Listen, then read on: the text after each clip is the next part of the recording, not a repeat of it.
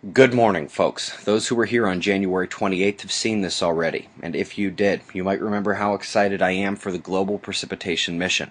Similar to the Tropical Measurement Mission, which is already one of our favorites, but obviously this is on a global scale and with even more bells and whistles. Why are we showing it again?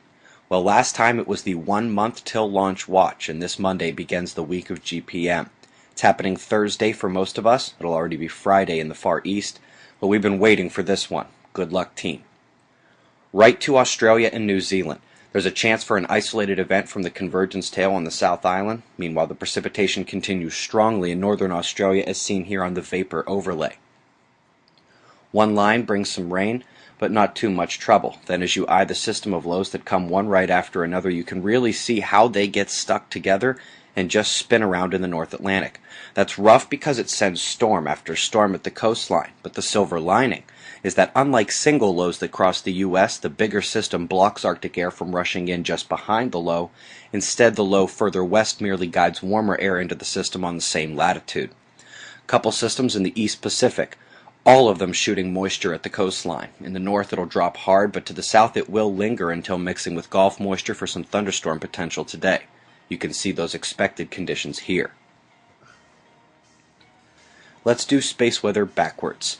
We see calming in the new day after some instability to end last night on both metrics. So on the solar wind, we go to that change of the day. Even with these all too prevalent data dropouts, we can see the culprit. Elevated density dropping off as the speed rises in yellow. It's a coronal hole stream, albeit a weak one, and 3 days ago it was set in motion by that tiny coronal hole out ahead of the current one there. The density shock was the worst of it so far. The GOES X-ray flux reveals another day of magnetic weakening on our star. Sunspots? Let's go delta hunting. Starting center disk, I see none of them. The sprawling region is so spread that the umbral cores of opposing polarity are not mixing within the same penumbral groups. Got some potential, but it needs major development. The incoming region on the north is a traditional lateral spreader. Complexity usually occurs with umbral development in the middle. Something to watch.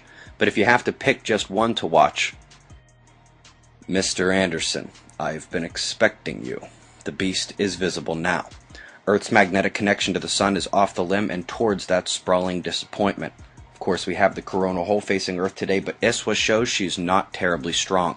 Even still, combine it with Neptune conjoining the sun for an elevated index now. We've had no bigger quakes yet, so let's check the 4.5 magnitude global baseline on this watch.